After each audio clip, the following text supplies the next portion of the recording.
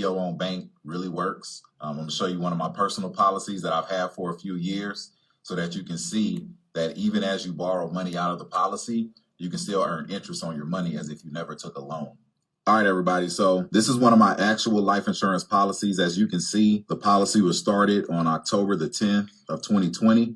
Okay, so what do all these different values mean? My account value of $205,715.55 is how much money I actually have in the policy working for me. The net cash value of $13,302.86 was how much money I can access. And it has a death benefit of $2,359,223.93. And so what you can notice is there's a big difference between the account value and the net cash value. Well, what explains that difference? Well, if we come down, we see these are all of the loans that I've taken out of this policy. And as you can see, I've taken these loans out at a 4.9% interest rate, which is lower than mortgage rates. It's lower than car rates. It's lower than credit card rates. It's basically lower than any other loan rate that we can get out there on the market, because this isn't tied to federal funds rates. This is actually tied to the corporate bond rate, actually the Moody's corporate bond, to be a little bit more specific, if you really want to know, like, what is it tied to, right? But why is that important? What's important is the interest due, okay? So when you guys see this negative number for interest due, it means that the money is owed to me. Let me show you this. Let's click on account portfolio. And then let's show interest rate detail. Okay, so I know this looks like a lot of numbers, and factually it is a lot of numbers, but let me try to sort through this for you, okay?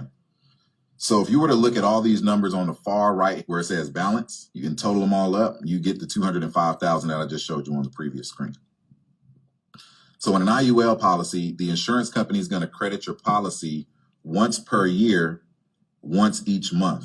Well, sometimes twice a month, really depends. I don't want to get too complicated, but normally your policy will be credited once each month with interest. These are some of the credits that I got last year in 2023.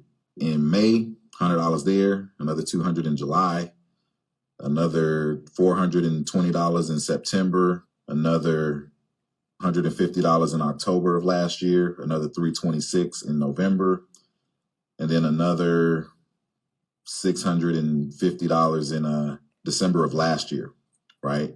So if we come into this year, if we look at January the 10th, 2023, the cap rate for this policy was 8.75%, and the S&P 500 was at 3919.25, okay?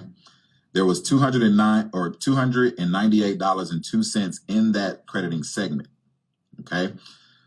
If we look at January 25th, 2023, the cap rate was also at 8.75%, and the S&P 500 was at 4,016.22, and there's $8,000 in that segment, all right? And so that's what you want to look at. You want to look at these numbers to tell you where the starting date of your IUL segment is. And then this will tell you how much money was in that segment. Hold on, lights just went off. So in an IUL, you're credited on your money when the market goes up. But if the market goes down, you might not get a credit, but you won't lose any money, okay? And so if we look at where the S&P 500 currently is as of yesterday, is at 4704. So this 4704 is higher than this 3919 and that 4016 and that 4090 and so forth. So what that means is more than likely I'm going to earn 8.75% interest on all of this money in this column. Does that make sense?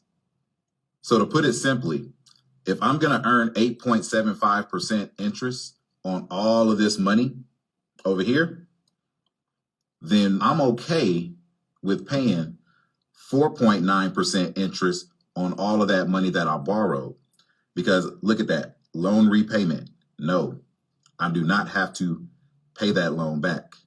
Guess how that loan gets paid back?